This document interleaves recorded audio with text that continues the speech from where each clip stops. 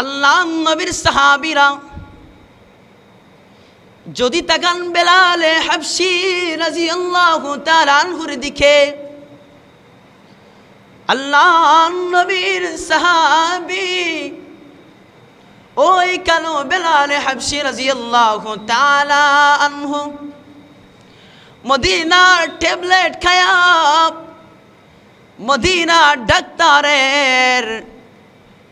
মদিনার ডাক্তারের চিকিৎসা নিয়া, মদিনার ডাক্তারের পজিশন পাইয়া, মদিনার ডাক্তার নবী মুহাম্মদুর রাসূলুল্লাহ সাল্লাল্লাহু আলাইহি ওয়াসাল্লামের রোগী হইয়া আল্লাহ নবীর সাহাবী বেলাল হাবশী রাদিয়াল্লাহু তাআলা আনহুর জীবন ধন্য হয়ে গেল।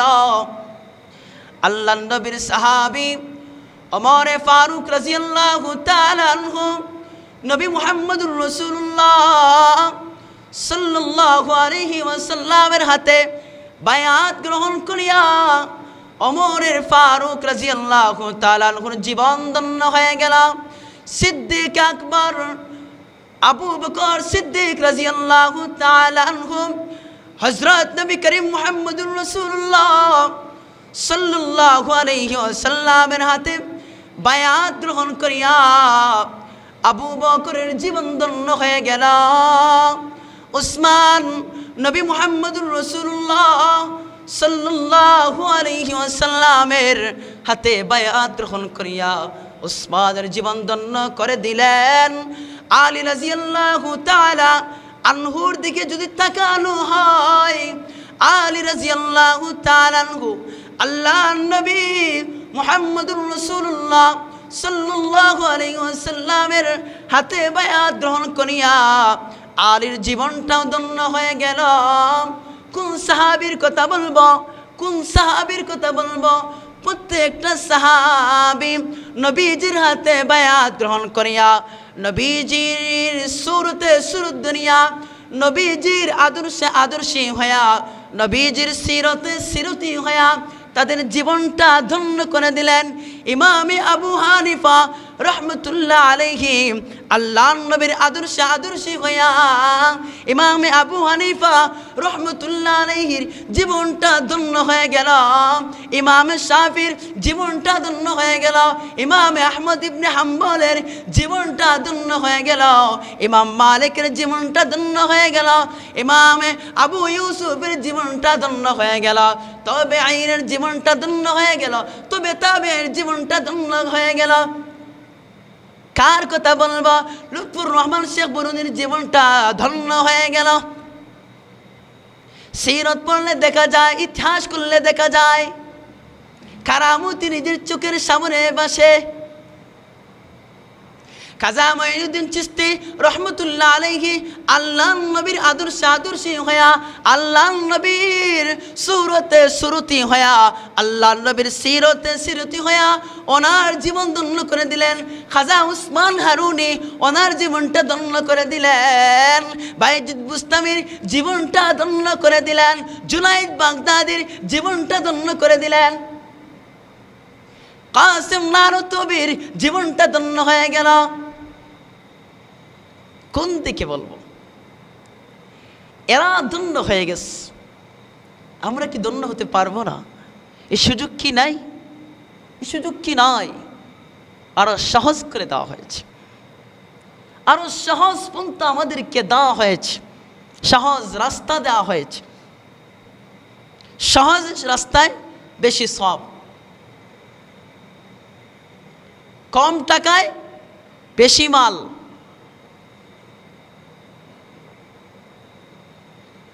আফসোস, শেষ রমজান মাস চলে গেল, রজব মাস আমার কাছ থেকে বিদায় নিয়ে গেছে। আমি কি আমল করলাম? আমার কাছ থেকে শাবান মাস চলে গেল, আমি কি আমল করলাম? আমার কাছ থেকে রমজান মাস চলে গেল, আমি কি আমল করলাম? আমি বললাম না, আমার কাছে রমজান মাস আছে। রমজান মাসের মাঝে 3টা ভাগ করে দেওয়া হয়েছে, 10 10 30, মাগফিরাত রহমত মাগফিরাত নাজাত। আমি বললাম রহমতের 10 দিন আমল করব, কিন্তু না না, আমাকে নফসের ওয়াসওয়াসায় আমাকে আমলের দিকে আমাকে কখনো টেনে নিতে পারে নাই। আমাকে নফসের ওয়াসওয়াসায় আমি যখন আমলের দিকে চাই যাইতাম, দেখতাম আমাকে নফসে অনেক দূরে ঠেলা মারি, ধাক্কা মারি, দূরে সরাইয়া দেয়। আমি যখন বললাম রহমতের 10 দিন আমার কাছ থেকে বিদায় নিলে কি হবে, আমার কাছে তো মাগফিরাতের 10 দিন সামনে আছে, আমি আল্লাহর কাছে মাগফিরাতের 10 দিন না হয়ে চাইব, আমি আল্লাহর কাছে আমি আল্লাহর কাছে সন্তুষ্টির বান্দা হয়ে যাব, আল্লাহর কাছে প্রিয় পাত্র হয়ে যাব। কিন্তু না, দেখা যায় আমাকে মাগফিরাতের 10 দিন আমাকে নফসের ওয়াসওয়াসা অনেক দূরে আমাকে ধাক্কা মারি সরিয়ে দিয়েছে। কিন্তু আমি ভাবলাম মাগফিরাতের 10 দিন আমার কাছ থেকে বিদায় নিয়ে গেলে কি হবে, আমার কাছে তো নাজাতের 10 দিন আছে, আর নাজাতু মুক্তি লাভ করব, আমার আল্লাহর জাহান্নাম থেকে মুক্তি চাইব জান্নাত হাসিলের জন্য। আল্লাহর বান্দিরা এইভাবে প্রত্যেকটা মানুষের ধারণা গাফিলাতি করে অবহেলা করে মানুষ তার সময়টা নষ্ট করে দিল। রহমত তার কাছ থেকে বিদায় নিয়ে গেল, মাগফিরাত তার কাছ থেকে বিদায় নিয়ে গেল, এবার অবশেষে নাজাতু তার কাছ থেকে বিদায় নিয়ে গেল। এবার বলুন, আপনি যে বললেন রহমতের 10 দিন আপনি আমল করবেন, কিন্তু আপনার কাছ থেকে দেখা যায় রহমতের 10 দিন আপনার কাছ থেকে চলে গেছে, আমল করতে পারেন নাই, কিন্তু কি হইল, লসের কোনো ক্ষতি হয়েছে না, আপনার ক্ষতি হয়েছে।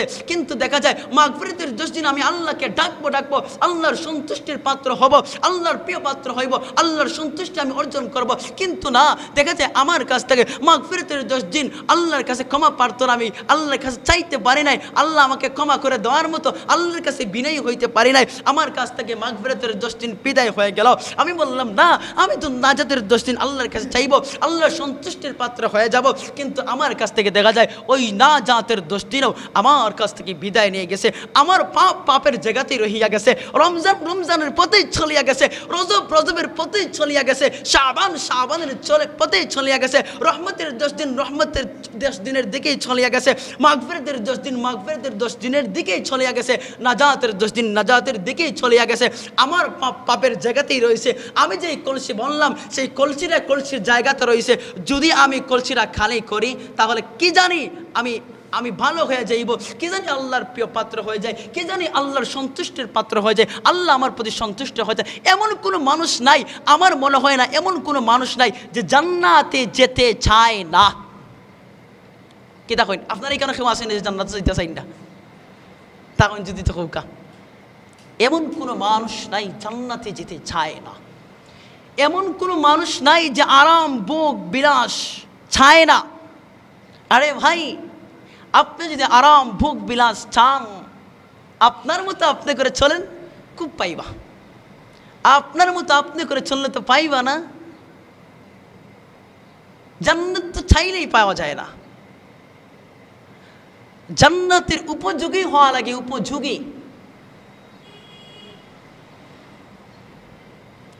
একটু ইয়াদ করেন মরণের কথা, একটু ইয়াদ করেন।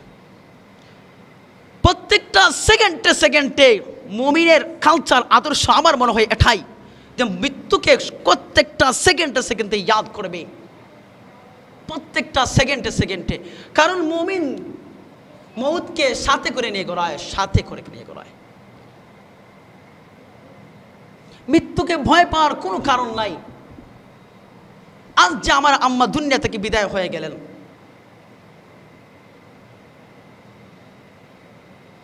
ওনার সাথে কেউ গেছি? আমার চার ভাইয়ের মাঝে কেউ আমরা যাই নাই, কেউ যায় নাই। আমার বাবা আমার আম্মার প্রাণের স্বামী অনুইতে গেলেন না। কি দাঁড়ালো? যাকে নিয়ে একই খাটের মধ্যে শুয়েছিলেন, যাকে নিয়ে ঘর বাঁধছিলেন, সংসারী হয়েছিলেন, উনি তো ওনার সাথে যান নাই। কি দাঁড়ালো? আমি যাকে বলছি আমার অবশেষে দেখা যায় সে আমার না, অবশেষে দেখা যায় সে আমার না। আমি শূন্য হয়ে যাই, আমি একবারে খালি হাতে চলে যাব। কিচ্ছু দিবে না। কোটি টাকা লন্ডন থেকে আমি বিস্কেট বুঝাই করে নিয়ে আসলাম, অবশেষে দেখা যায় 1,500-2,000 টাকার সাদা কাফন পরে আমাকে পকেটিং করায়া আমাকে কবরে এনে রাখে। একটা টাকা কেউ দেয় না আমার কবরে, একটা বিস্কিট দিল না। 70-75টা বিস্কিট আমি আনলাম, একটা বিস্কিট কেউ দিল না আমার সাথে। কার জন্য আমি রুজি করলাম? রুজি করে কোনো সমস্যা নাই, অবশ্যই তোমাকে রুজি করতেই হবে, পরিবারের দায়িত্ব তোমার উপরে আছে। কিন্তু তুমি পরিবারের দায়িত্ব হাতে নিয়ে আল্লাহকে একবারে ভুলে গিয়ে শয়তান হয়ে গেলে, এটা কিভাবে? আল্লাহকে একবারে ভুলে গেলে এটা আবার কিভাবে হয়? এই জন্য মৌতকে ভোলা যাবে না। আল্লাহ রাব্বুল আলামিন কোরআনে কারিমের মধ্যে বলেন, বিসমিল্লাহির রহমানির রহিম, কুল্লু নাফসিন যায়িকাতুল মাউত। প্রত্যেক জীবিতদেরকে, প্রত্যেক জানদারদেরকে প্রত্যেককে মৃত্যুর স্বাদ গ্রহণ করতে হবে। ইমাম সাহেব হইসন বললে মৃত্যুর স্বাদ গ্রহণ করতে হবে না, এমন বিষয় নয়। মুয়াজ্জিন সাহেব হইসন বললে মৃত্যুর স্বাদ গ্রহণ করতে হবে না, এমন বিষয় নয়। MBBS ডাক্তার হইসন বললে মৃত্যুর স্বাদ উনি গ্রহণ করবেন না, আজরাইল ওনার সামনে আসবে না, এমন কোনো বিষয় নয়। MCS ডাক্তার হইসন বলিয়া মৃত্যু থেকে উনি বেঁচে যাবে, এমন কোনো বিষয় নয়। উনি মৃত্যুকে পরাজয় করে দিবেন, উনি জয়ী হয়ে যাইবেন, এমন কোনো বিষয় নয়। মৃত্যুর স্বাদ প্রত্যেকটা মানুষ, প্রত্যেকটা জানদার মৃত্যুর স্বাদ গ্রহণ করতে হইবে। আল্লাহ রাব্বুল আলামিন বলেন, সুম্মা ইন্না আলাইনা হিসাবাহুম। অতঃপর অন্য একটা আয়াত, অন্য সূরাত কোন আয়াত বলছি, সুম্মা ইন্না আলাইনা হিসাবাহুম। আল্লাহ বলেন অতঃপর ওহাদের হিসাব নিকাশ আমি আল্লাহর কাজ। কার কাজ? হিসাব নিকাশ কার কাজ? হিসাব নিকাশ আমাকে জীবন দিলেন, এত বছর হায়াতে জিন্দেগি দিলেন, কি করলাম? সব হিসাব নিকাশ আসমানের মালিক বললেন এটা আমার কাজ। ইন্না, নিশ্চয়, তাকে দিয়ে বলছেন সুম্মা ইন্না আলাইনা হিসাবাহুম, আমি নিব হিসাব।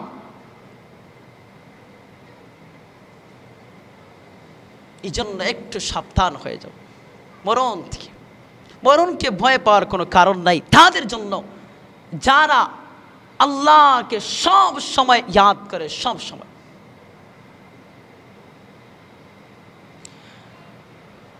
আপনার প্রত্যেকটা সেকেন্ডের হিসাব আসমানের মালিকের কাছে দিতে হইবে, প্রত্যেকটা সেকেন্ডের হিসাব। সিদ্দিক আকবর আবু বকর সিদ্দিক রাদিয়াল্লাহু তাআলা আনহু আল্লাহর কাছে কান্না করে করে কান, ওগো আসমানের মালিক, আসমানের মালিককে ডাক দিক, ওগো আসমানের মালিক। সিদ্দিক আকবর বলেন কেমন সেমন মানুষ নয়। সিদ্দিক আকবর আবু বকর সিদ্দিক রাদিয়াল্লাহু তাআলা আনহুর মান মর্যাদা আমাদের থেকে কম না নি? হায় হায়, আবু বকর সিদ্দিক রাদিয়াল্লাহু তাআলা আনহু আসমানের মালিককে অনেক দূরে নিরিবিলি জায়গাতে নীরবে বসিয়া আবু বকর সিদ্দিক রাদিয়াল্লাহু তাআলা বলেন, ওগো আল্লাহ, আমি আবু বকর সিদ্দিককে আবু বকর সিদ্দিক না বানায়া, আমি আবু বকরকে আবু বকর সিদ্দিক না বানায়া যদি গাছের তরুণ লতা, গাছের পাতা বানায়া দিতেন গো আল্লাহ, তাহলে আমি আবু বকর সিদ্দিককে, ও আল্লাহ, বনের হিংস্র জন্তুরা, বনের হিংস্র প্রাণীরা, ও আল্লাহ, গাবি বকরি উট দুম্বা আমাকে খাইতো, আমাকে আহার হিসাবে বুক করতো, বুক কইরা আমি আবু বকরকে জমিনের মধ্যে মল ত্যাগ করতাম, আমি আবু বকরের হিসাবের কোনো প্রয়োজন হইতো না, আমি আবু বকরের কোনো চিন্তার প্রয়োজন ছিল না। ওগো আল্লাহ, আমি আবু বকরকে মানুষ বানায়া, ও আল্লাহ, আপনার ময়দানে মাশরের দিন হিসাবের কাঠগড়ায় দাঁড়াইব বলে বড় ভয় হয় রে আল্লাহ।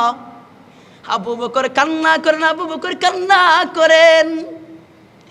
আম্মা জান আয়েশা সিদ্দিকা রাদিয়াল্লাহু তাআলা আনহা কান্না করেন, আল্লাহ, একমাত্র জাহান্নামের ভয়ের কারণে, হাসরের ময়দানের ভয়ের কারণে, হিসাবের ভয়ের কারণে আম্মা জান আয়েশা সিদ্দিকা রাদিয়াল্লাহু তাআলা আনহা কান্না করেন, আবু বকর কান্না করেন, ওমর রাদিয়াল্লাহু তাআলা আনহু কান্না করেন। ওমর রাদিয়াল্লাহু তাআলা আনহু একবার আল্লাহর নবী মুহাম্মদুর রাসূলুল্লাহ সাল্লাল্লাহু আলাইহি সাল্লামের কোন এক সাহাবীর কাছে একটা প্রমাণ আসলো, একটা চিঠি আসলো, যাহারা মুনাফিক হয়ে গেছে, মুনাফিক।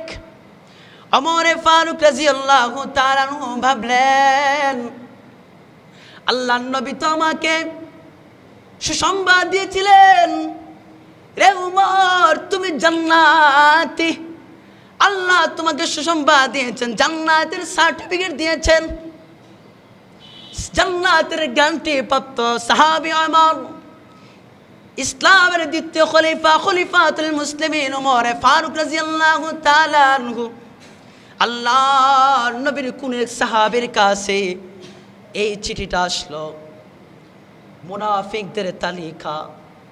আল্লাহর নবীর সাহাবী ওমর ফারুক রাদিয়াল্লাহু তাআলা আনহু ওই সাহাবীকে ডাক দিয়ে চিৎকার করে কোন, রে আমার বন্ধু, রে আমার ভাই, একটু তাকায়া দেখো না, ওই চিঠির মধ্যে আমি ওমরের নাম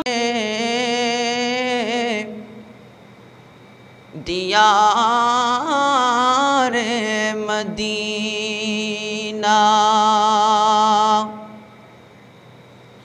এই রঙিন পৃথিবী ছেড়ে চলেই যাব,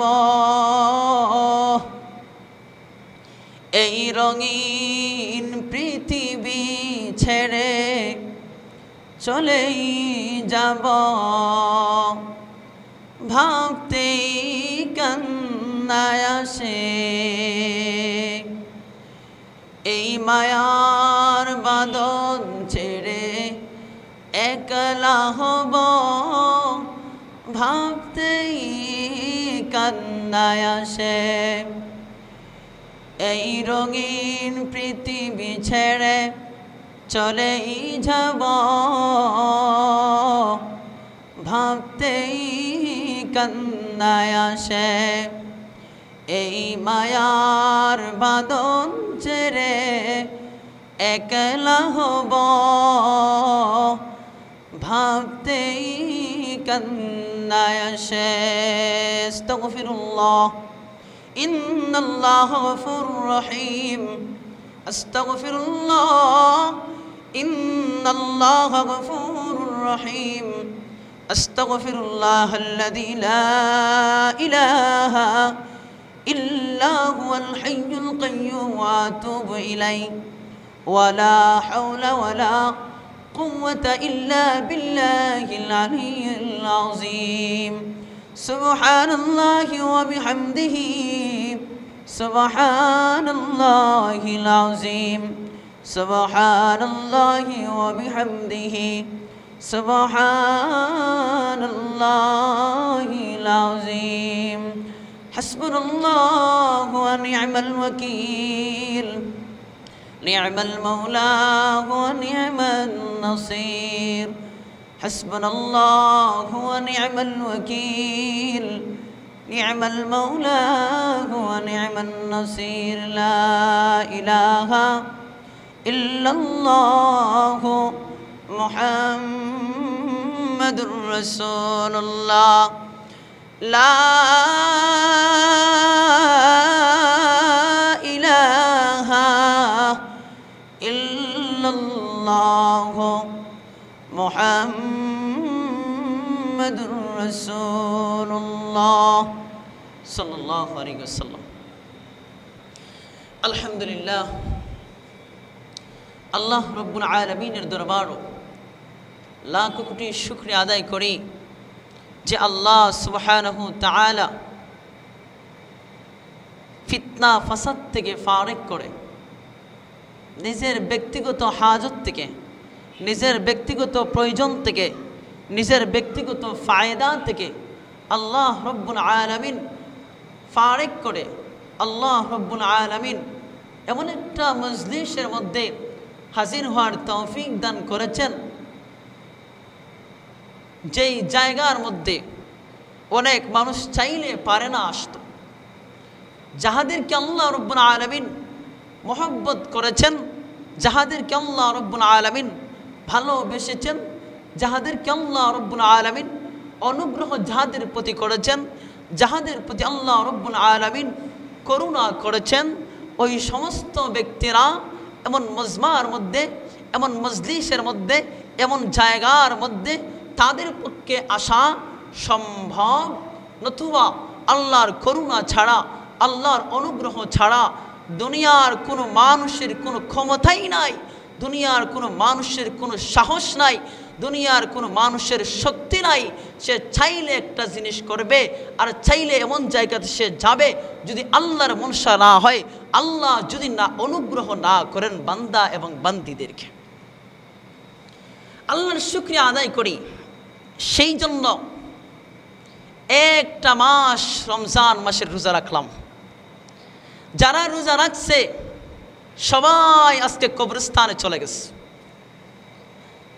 এটা আমার কথা নয়, এটা ওই সমস্ত লোকদের বিপরীত বলেছি যাহারা রমজান মাসে রোজা রাখে নাই, তাহাদের কথা বলছি। কারণ রোজা রাখলে তো মানুষ মারা যাবে, শুকাইয়া যাব, আমার ফুসকা শুকিয়ে যাবে, কলিজা, এই মোটা কলিজা শুকিয়ে ছোটো হয়ে যাবে, আমার শরীরের টানাল চামড়াগুলা কুস হয়ে যাবে, আমার সেই হাড্ডিগুলা, হাতগুলা, পাগুলা, আমার গালগুলা সব না খাওয়ার কারণে শুকিয়ে যাবে, আমার হাড্ডিগুলো বাইর হয়ে যাব, আমি 80 বৎসরের মুরব্বী হয়ে যাব।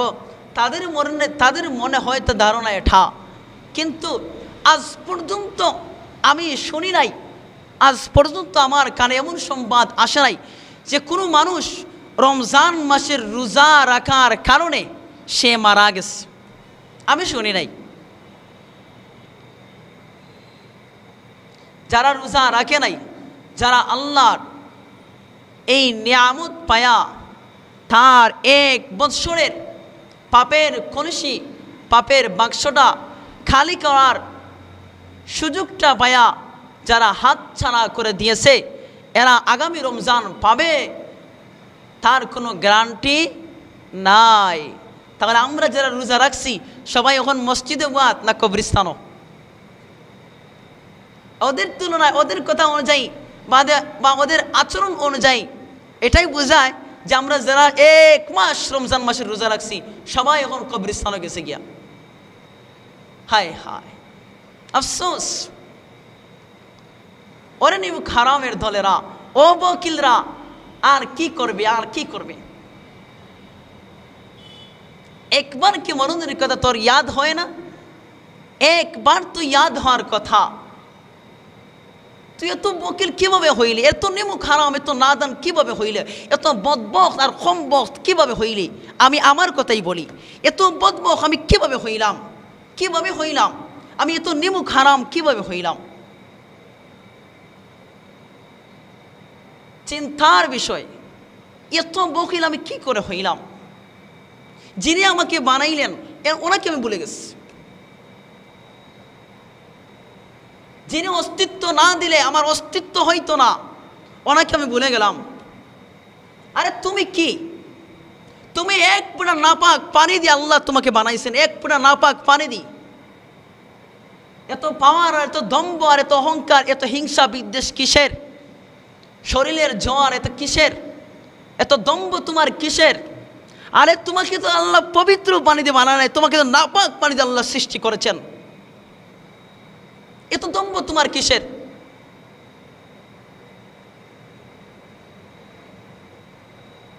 চিন্তার বিষয়, চিন্তা করবেন।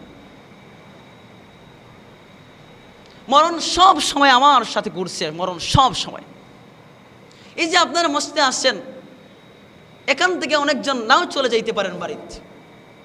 আমি মেম্বরে বসলাম, ওখান থেকে আল্লাহ যদি আমাকে অনুগ্রহ না করেন, আল্লাহর যদি মনসা না হয় ওখানেই আমি শেষ, আমার নিঃশ্বাস ত্যাগ হয়ে যাবে ওখানেই, আমার শেষ নিঃশ্বাস ওখানেই শেষ। কেউ কিছু করতে পারবেন না, কেউ কিছু করতে পারবে না। জুমা ভর্তি মুসল্লিরা যদি থাকেন, মসজিদ ভর্তি যদি মুসল্লিয়ানে কেরামরা থাকেন, আজরাইল কোন দিকে আসবে, কিভাবে আসবে, কেউ বুঝতে পারবে না, কেউ।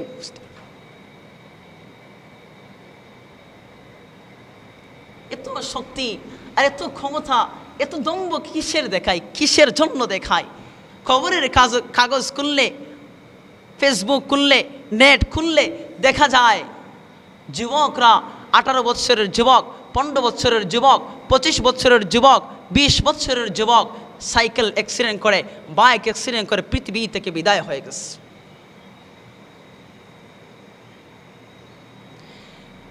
একবার যদি সেই মানুষটা ভাবতো যে আমি যে ঘর থেকে বাইর হয়ে যাইতেছি, যদি আর না ফিরতে পারি, যদি আর না ফিরতে পারি, হায় হায়, প্রত্যেকটা মানুষের ভিতরে যদি এই ধারণাটা থাকতো, আমি যে বাইরে হইলাম, যদি আমি আর না ফিরি, আর ঘরে যদি আমার পক্ষে জীবিত অবস্থায় ঘরে প্রবেশ সম্ভব না হয়, আল্লাহ যদি আমার ওখানেই চিরতরের জন্য বিদায় করে দেন, চিন্তা নাই মানুষের, চিন্তা নাই। যদি এটা মানুষের চিন্তা থাকতো, মানুষ এত বকিল, এত নিমুখ হারাম হওয়ার কথা নয়। এত নিমুখ হারাম কিভাবে হইল? কেন এত নিমুখ হারাম হইল?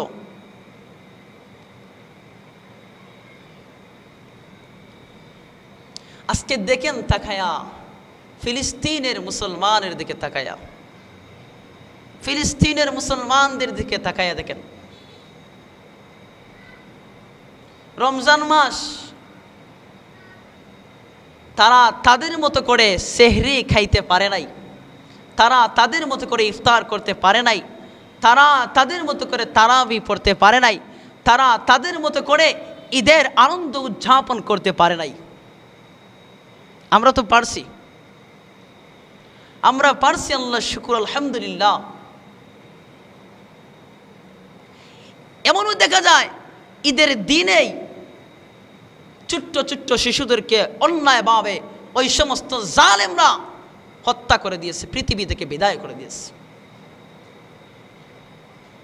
চোখের পানি ধরে রাখা যায় না যখন ফিলিস্তিনের ছোট্ট ছোট্ট শিশুদেরকে তার মায়ের কোল থেকে টেনে নিয়ে, চিনায়া নিয়ে, ওই সমস্ত জালিম জুলুমগারেরা ছোট্ট ছোট্ট শিশুদেরকে মায়ের কোল থেকে টেনে নিয়ে যখন মায়ের চোখের সামনে অন্যায়ভাবে হত্যা করে, জবাই করে, জবাই যেইভাবে কুরবানির গাভীকে, কুরবানির জন্তুকে কুরবানির গাভী, বকরি, খসিকে যেইভাবে কুরবানি দেয়, ধুম্বাকে, উটকে যেইভাবে কুরবানি দেয়, ওই সমস্ত জালেমরা ফিলিস্তিনের ছোট্ট ছোট্ট শিশুদেরকে, ফিলিস্তিনের মা বোনদেরকে এমনভাবে তারা হত্যা করতেছে, এমনভাবে হত্যা করেছে।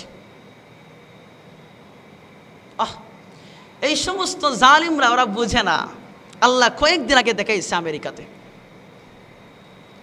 এরপরেই বুঝে না আল্লাহ কে, আল্লাহ কেমন, আল্লাহর পাওয়ার কেমন। তোরা কি, তোদের আগে যারা ছিল তারাই কোনো কিছুই করতে পারে নাই,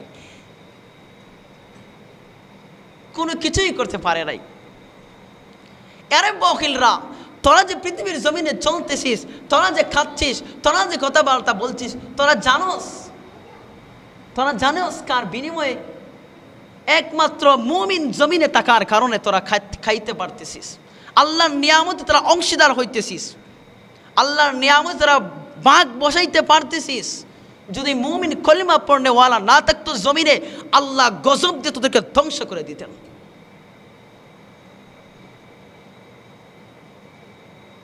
আফসোস, এই জন্য এই আয়াতটা আমি তেলাওয়াত করলাম।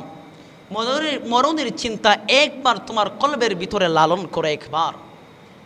শুধু যুবকদেরকে এই ওয়াজ নয়, শুধু যুবকদেরকে নয়, প্রত্যেকটা মানুষদেরকে, যুবকদেরকে যেহেতু উদ্দেশ্য করে বলছি, আর চোখের সামনে যুবকদের অবস্থাগুলো দেখা যায় তাই বলছি। মরণের ভয় প্রত্যেকটা মানুষ, প্রত্যেকটা নর নারীর কলবের ভিতরে লালন করার প্রয়োজন, প্রত্যেকের ভিতরে।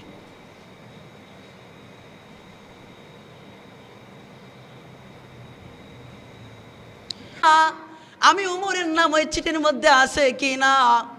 যদিও আল্লাহর নবী আমাকে সুসংবাদ দিয়েছিলেন আমি জান্নাতের সার্টিফিকেট প্রাপ্ত সাহাবী, আমি জান্নাতের গ্যারান্টি প্রাপ্ত সাহাবী। আল্লাহর নবী মুহাম্মদুর রাসূলুল্লাহ সাল্লাল্লাহু আলাইহি সাল্লাম যখন জান্নাত এবং জাহান্নাম ভ্রমণ করেছিলেন, সফর করেছিলেন, তখন আল্লাহর নবী মুহাম্মদুর রাসূলুল্লাহ সাল্লাল্লাহু আলাইহি সাল্লাম একটি অট্টালিকা দেখতে পাইলেন। অট্টালিকাটা দেখিয়া ফেরেশতাদেরকে বললেন এই অট্টালিকাটা কার? ফেরেশতা জিবরাইল আলাইহিস সালাম চিৎকার করে বলেন নবী মুহাম্মদুর রাসূলুল্লাহ এই অট্টালিকাটা আপনার প্রাণপ্রিয় সাহাবী খলিফাতুল মুসলিমিন ওমর ফারুক রাদিয়াল্লাহু তাআলা আনহুর। আল্লাহর নবী মুহাম্মদুর রাসূলুল্লাহ সাল্লাল্লাহু আলাইহি সাল্লাম চাইলেন ওই অট্টালিকাতে যাওয়ার জন্য। এত সুদৃশ্যমান অট্টালিকা, এত সুন্দর অট্টালিকা, চাওয়ার ইচ্ছা হয়, চাইলে মন চায় চাওয়ার।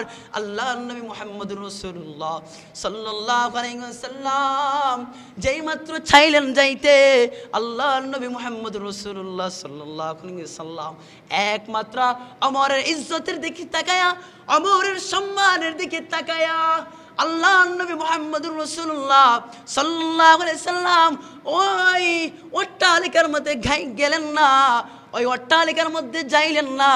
ওমরে ফারুক রাদিয়াল্লাহু তাআলা আনহুকে বললেন ওগো ওমর আমি তোমার জন্য জান্নাতে এমন একটা অট্টালিকা আল্লাহ বানায় রাখছে, আমি দেখলাম, চাইলাম যাইতাম ওই অট্টালিকাতে। আমি চাইতে মাত্রই আমার মন আমাকে, আমার ক্যাস আমাকে, আমার বিবেক আমাকে বাধা দিয়ে দিল। নবী মুহাম্মদ তুমি যাইতে পারবা না, এটা ওমরের সম্মান, ওমরের অট্টালিকা। আল্লাহর নবীর সাহাবী ওমরে ফারুক রাদিয়াল্লাহু তাআলা আনহু শুনিয়া বলেন ওগো নবী মুহাম্মদ আপনার উপর সম্মান আমার নাই, আপনার জন্য আমার জান কুরবান, আপনার জন্য আমার পিতা কুরবান, আমার মাতা কুরবান, আমার জান মাল সব কুরবান। ইনি হচ্ছেন ওমর, ইনি হচ্ছেন আবু বকর, ইনি হচ্ছেন আয়েশা, ইনি হচ্ছেন বেলাল, ইনি হচ্ছেন উসমান, ইনি হচ্ছেন আলী। কি করলাম? এরা জান্নাতের সার্টিফিকেট পাওয়ার পরে একটা চিঠি আসছে, মুনাফিকদের তালিকা। মনে বড় ভয়, না জানি আমি মুনাফিক হয়ে গেলাম, না জানি আমাকে জান্নাতে, আমি তো গ্যারান্টি পেয়েছিলাম, কি জানি সেই জান্নাতের গ্যারান্টি থেকে আমাকে কাটা দেওয়া হইল কিনা, আমাকে বের করে দেওয়া হইল কিনা, আমি তো জানি না। এই মুনাফিকের খাতারে আমি ওমরের নাম আছে কিনা। এত ভয় কি দরকার ছিল? আবু বকরের এত ভয় করার কারণ কি দরকার ছিল? আম্মা জান আয়েশা সিদ্দিকার ভয়ের কারণ কি কারণটা ছিল? আবু বকর এত ভয় কেন করলেন? আম্মা জান আয়েশা সিদ্দিকা এত ভয় কেন করলেন? ওমরে ফারুক এত ভয় কেন করলেন? আলী রাদিয়াল্লাহু তাআলা আনহু কেন তো ভয় করলেন? ওসমান গনি রাদিয়াল্লাহু তাআলা আনহু কেন তো ভয় করলেন? বেলাল হাবশি রাদিয়াল্লাহু তাআলা আনহু কেন এত ভয় করলেন? আর আমরা আমাদের কালচার, আমাদের চলাফেরা, আমাদের চাল চলন, আমাদের চরিত্র, আমাদের আচরণ, আমাদের কালচার, আমাদের আদর্শ দেখলে বোঝা যায়, আমাদের সুরত দেখলে বোঝা যায় আমরা আম্মা জান আয়েশা সিদ্দিক থেকে আরো, আয়েশা সিদ্দিকা থেকে আরো ঊর্ধ্বে চলে গেছি। সিদ্দিক আকবর আবু বকর সিদ্দিক রাদিয়াল্লাহু তাআলা আনহুর থেকে অনেক ঊর্ধ্বে চলে গেছি। তারা জান্নাতের সার্টিফিকেট পাওয়ার পরে কান্না করছে। একটু ভয় হয় না? দিলে কি লাগে না কথাগুলা? একটু চিন্তা করার প্রয়োজন। কেমন আবু বকর, কে আবু বকর, কেমন আবু বকর, তার মাফ কোথায়, তার মাফ কোথায়? আম্মা জান আয়েশা সিদ্দিকা রাদিয়াল্লাহু তাআলা আনহার মাফ কোথায়? বেলাল হাবশির মাফ কোথায়? ওমরে ফারুকের মাফ কোথায়? উসমানে গনির মাফ কোথায়? আলী রাদিয়াল্লাহু তাআলা আনহুর মাফ কোথায়? হায় হায় আফসোস। মদিনাওয়ালার আদর্শে হয়ে যান। মদিনাওয়ালার আদর্শে যিনি আদর্শে হয়ে গেছেন সে ধন্য হয়ে গেছে, ধন্য ধন্য। রমজান শেষ, রমজান মাস চলে গেছে, আমাদের মসজিদগুলো খালি হয়ে গেছে। রমজান মাস শেষ, আমাদের মসজিদগুলো খালি হয়ে গেছে। কেন? রমজান মাসে বাকি 11 মাসের বকেয়া আদায় সবে করে নিয়েছেন। আগর ফিসর সব শেষ। একজন মুসল্লিকে আমার পাওয়া যাবে না, 2-1 ছাড়া। একজনকে দাওয়াত দিয়েও পাওয়া যাবে না। মানুষ এত হাউতাস কেন? কেন মানুষ এভাবে হইল? তার মালিককে কিভাবে ভুলিয়া গেল? আমি একজনের অনুগ্রহতে বলতে পারি নাই।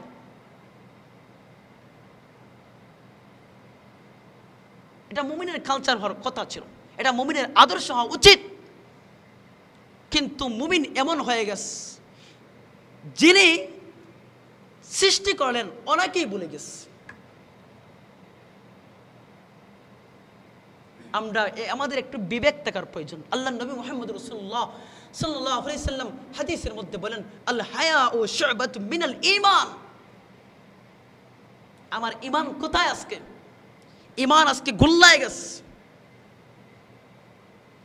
নবী মুহাম্মদ রাসূলুল্লাহ সাল্লাল্লাহু আলাইহি সাল্লাম বলেন, এমন এক সময় তোমার মাঝে আসবে, এমন এক সময় তোমার সামনে উপস্থিত হইবে, যে সময়টা ঈমান, মুমিনের ঈমানকে বাঁচায় রাখা এত কঠিন হবে, এত কঠিন হবে।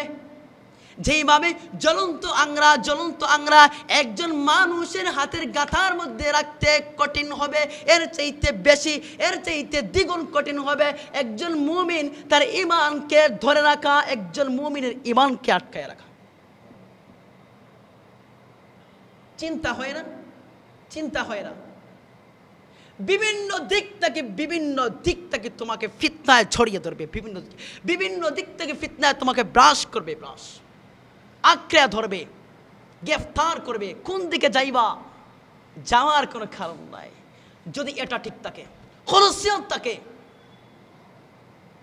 ইন্নামাল আমালু বিন্নিয়াত, নিয়ত যদি সহিহ থাকে ইনশাআল্লাহ গ্যারান্টি দিয়ে বললাম, ওনাকে, ওই ব্যক্তিকে কখনো অন্য কোনো ফিতনায় ব্রাশ করতে পারবে না।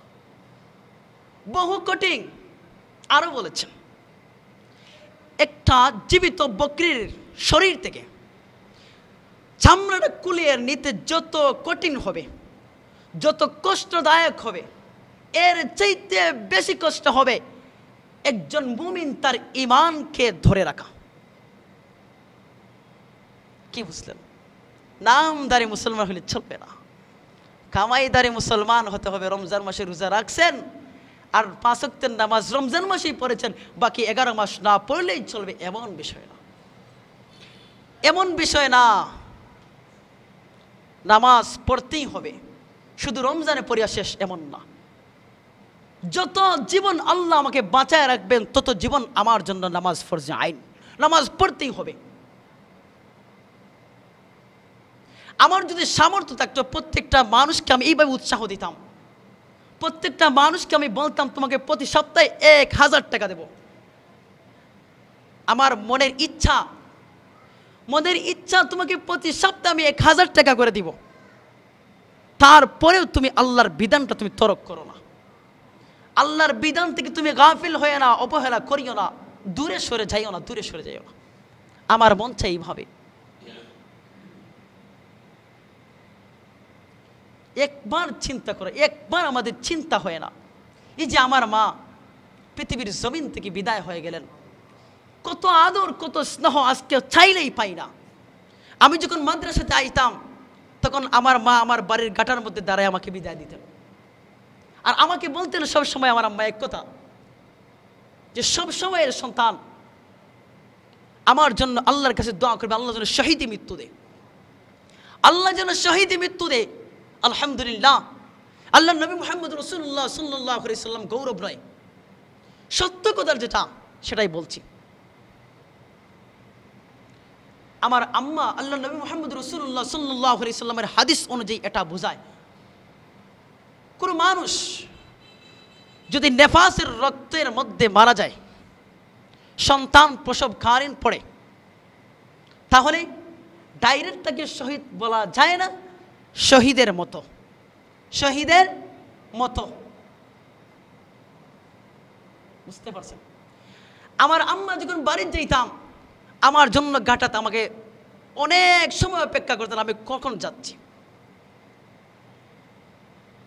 মুরগি একটা জব করলে এক টুকরা গোশত না হয় আমার জন্য ফ্রিজে রাখতেন।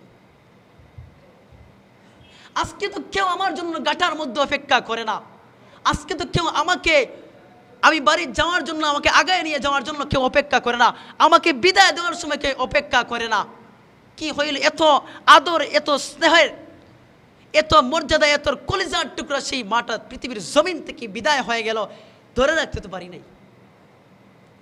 মাকে এত মর্যাদা করি, এত সম্মান করি, মন চায় নিজের কলিজা দিয়ে মা চাইতো যে আমার সন্তান তোমার কলিজাটা ছিঁড়ে আমাকে দাও, দিয়ে দিতাম। কিন্তু এমন সিস্টেম নাই যে মায়ের সাথে কবরে আমার মা মৃত আর আমি জীবিত কবরে থাকবো। কেউ থাকে নাই, শুধু আমি নই, আমার 4 ভাইয়ের মধ্যে কেউ থাকে নাই। কি দাঁড়ালো বিষয়টা? একটু চিন্তা করেন। ওই কবর তোমার জন্য অন্ধকারের ঘাড়া, আগুনের ঘাড়া। যদি আলো না নিয়ে যান, আলো যদি না নিয়ে যান, একটু চিন্তা করবেন।